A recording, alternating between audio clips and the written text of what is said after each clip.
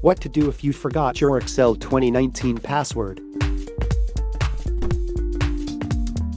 Open PassFab for Excel. Select Recover Excel Open Password. Import or locked Excel. Choose one method to recover your password. If you select Dictionary Attack, click Settings and download the latest dictionary or add your own password dictionary. If you select Brute Force with Mask Attack, click Settings to tell what you know about the password.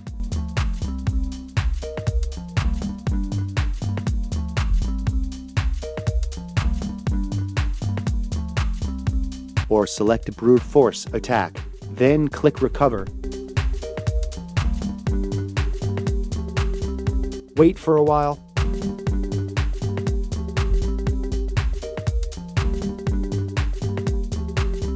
The software will display your password. Copy it to unlock your Excel.